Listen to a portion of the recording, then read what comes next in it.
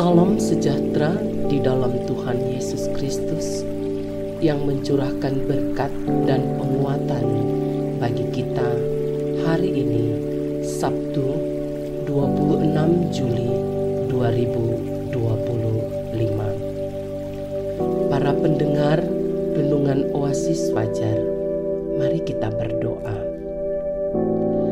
Bapa di sorga, kami memuliakan Engkau sebab kebaikan-Mu selalu nyata di dalam kehidupan kami.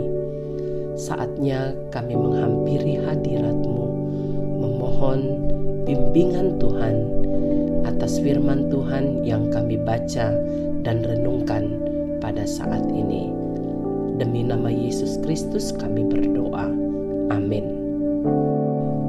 Saudara-saudara, pembacaan firman Tuhan terdapat dalam kitab Mika 2 ayat 12 hingga 13 dengan judul perikop Janji tentang Keselamatan. Dengan sungguh-sungguh aku akan mengumpulkan engkau seluruhnya, hai Yakub. Dengan sungguh-sungguh aku akan menghimpunkan sisa orang Israel. Aku akan menyatukannya seperti kambing domba dalam kandang, seperti kawanan binatang di tengah-tengah padangnya, sehingga ramai dengan manusia. Penerobos akan maju di depan mereka. Mereka akan menerobos dan berjalan melewati pintu gerbang dan akan keluar dari situ. Raja mereka akan berjalan terus di depan mereka. Tuhan sendiri di kepala barisan mereka. Penerobos yang menyatukan. Inilah judul renungan kita pada hari ini. Ayat penekanan pada ayat 13, penerobos akan maju di depan mereka. Mereka akan menerobos dan berjalan melewati pintu gerbang dan akan keluar dari situ. Raja mereka akan berjalan terus di depan mereka. Tuhan sendiri di kepala barisan mereka. Salah seorang tokoh yang patut mendapat julukan sang penerobos menurut pandangan dunia adalah Abraham Lincoln, Presiden Amerika Serikat ke-16 itu.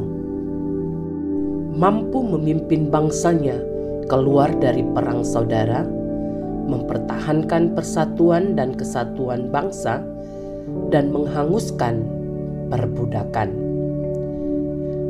Yang paling menonjol adalah proklamasi emansipasi yang menyatakan kebebasan bagi budak di wilayah konfederasi, sekaligus memberikan harapan bagi orang kulit hitam.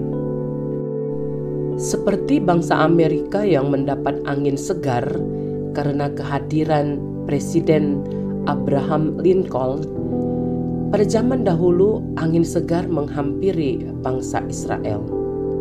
Hal itu terjadi karena Allah menjanjikan keselamatan dan menghadirkan penerobos bagi umatnya, dan dengan sungguh-sungguh akan mengumpulkan dan menghimpun umatnya.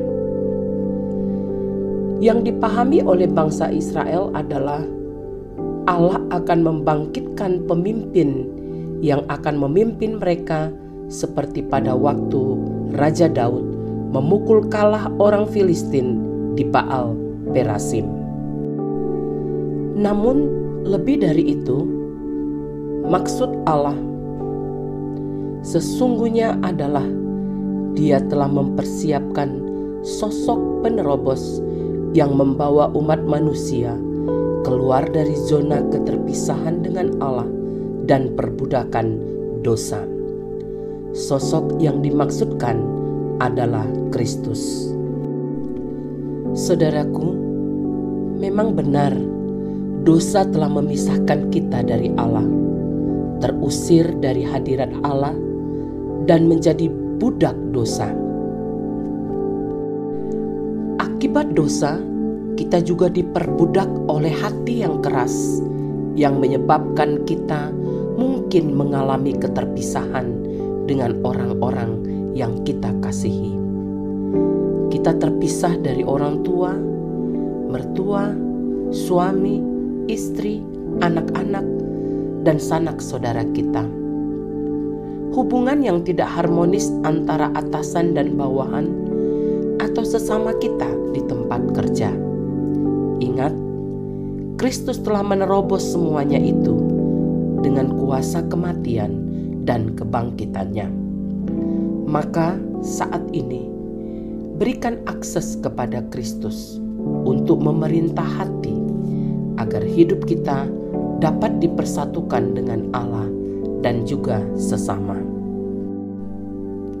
Penegasan: hanya Kristus yang mampu menerobos kokohnya gerbang hati manusia dan memulihkan setiap hubungan yang retak.